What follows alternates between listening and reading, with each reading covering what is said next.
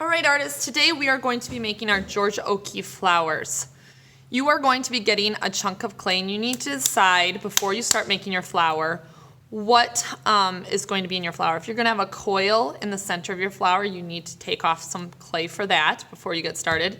If you're going to add any kind of details into the middle of your flower, you might want to grab a little bit extra. If you want some leaves coming off your flowers, maybe you have 2 petals coming off, I'm going to take off some clay for that as well. So in the end, I end up with about this much clay to make my flower. Now the flower is formed by making a pinch pot. So to get started, I need to kind of hit all the air out of the clay. I'm holding it with a cup form of my hand, and I am cupping it with both my hands. I don't want to overwork it. If I overwork it, it will dry out. So once I feel like it is ready to go, I am going to make sure it's in a ball shape so I can start my pinch pot. Now, if you remember, we did pinch pots in kindergarten. You're going to stick your thumb in your clay, and you're going to pinch with the other fingers and your thumb and move it in a circle. So you pinch and turn, pinch and turn. And you keep going until maybe you can get both your thumbs in there, and you're going to pinch and turn. Now, when you feel like you have a pretty good pinch pot, I'm going to keep kind of pulling the edges, and I'm going to tap it so it sits flat. I'm going to maybe make it a little bit deeper. Remember, you don't want to make it so deep that you put a hole right through your pinch pot. Once my pinch pot is done, I'm ready to start forming my petals. Now to do that, I kind of need to pull, and see how it's cracking? You might need to get a little bit of slip or clay water to smooth out those edges. Don't get too much or it becomes kind of a slop. It's like, it gets real slimy and hard to work with. So just if you have some rough spots. So I'm going to kind of pull and pull. I'm just kind of pinching. I push down in between. This is one way you can make the petals. Another way is if you pull out your pot, and you don't want to get too thin, you can take a tool and you can cut out the letter V. So I'm going to first kind of form where I want my petals. So I'm going to kind of pull them out. I know I want one here, here, probably right here. So I'm just pinching it out and kind of pulling out. Again, I don't want to get too thin or it's going to get really fragile. So it looks like I have 1, 2, 3, 4, 5. Okay. Now, I don't want to get too flat either. It'll just become a pancake. Now I'm going to take a tool and I'm going to make the letter V between my petals. Or you could think that you're cutting out a triangle shape. And it won't look super clean at first, so I'm just going to get these chunks out and then I can work with it a little bit more. So I'm going to cut out the letter V, and then once I have done that, I have the letter V cut out. You can see all those chunks are taken out. I'm going to then sit and kind of make them neat again. So that's what's wonderful about our fingers is we can kind of pinch and mold and shape things. So I'm going to shape my flower petals, and once I have it shaped, okay, then, and again, I need to be careful. These petals will get really fragile if they get too thin. I think my petals are good to go. I have them shaped. And it is time to think about the middle of my flower.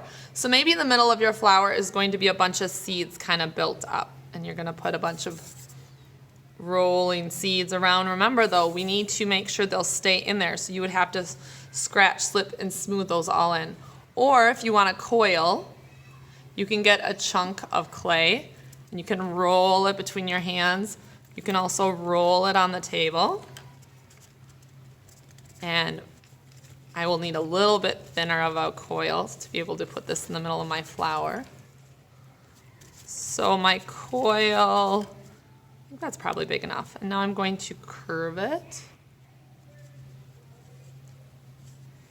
And this would go inside my flower. Now again, anything that goes into here, you would need to scratch, and you can use a sharp tool for that. Remember, you have to make it like Velcro. So when you attach clay to clay, we score it. So I would score this as well. And then I would add some slip. So score, slip, smooth, the 3 S's. And the last part would be smooth. Now I can't really smooth this. So when I put this in, if I just kind of wiggle it and push it down, that would be my smoothing. I don't want to lose that coil shape. Now again, maybe I want around the edge some detail like little circle balls. So I'm going to roll these balls and add this kind of detail around the edge of my flower. When I add those on, I would need to, let's do the first one. I would need to scratch it, doing that kind of checkerboard. Wherever it's going to be added, I would need to slip, and I would need to smooth, which means kind of wiggle it in. So again, I would do that on my next one. I would scratch it, whatever tool you have. You can even use a sharp pencil for this. I would need to scratch, kind of roughen it up to make it like Velcro, so there's prongs that will hold it together, kind of like how Velcro sticks together. Otherwise, these will all fall off in the kiln. Because when you heat the clay up in the kiln, it shrinks. It becomes smaller, and all these pieces will shrink away from each other, and they won't stick together. So we need to, okay, so I would add this all around my edge. I'd create some more. I would scratch, and you can't just scratch the spot you're putting on. You also have to scratch the item you're placing. Score, slip, and smooth. So I'm going to add this all around. You could add little middle parts where the pollen is in the middle of my flower. So I could, maybe I make a coil, and then I like to tap, tap, tap it to have a flat spot. And I need to tap, tap, tap on the other side, so I have something to score, slip, smooth. And I have this little center of my flower. So I could scratch this where it's going to be added and scratch the other side. A little bit of slip, wiggle it on. There I have my pollen in the center of my flower. I might want to add a couple. Here I have 3 of them.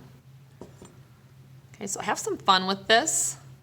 You don't want to get too thin or things fall apart. Now, if I have time, the last thing I want to do is add some texture maybe to my flowers. So maybe I want to add some kind of vein lines into my flower.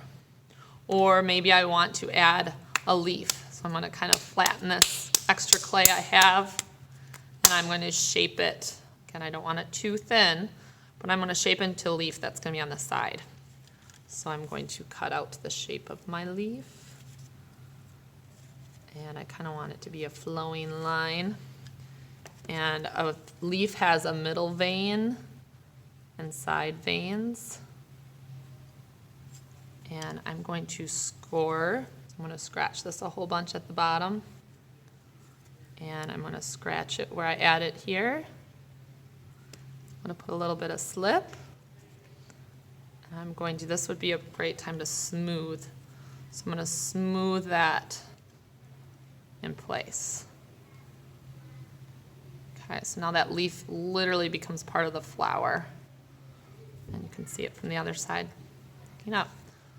So add as much detail to your flower as you want. Remember, score, slip, smooth. Have fun.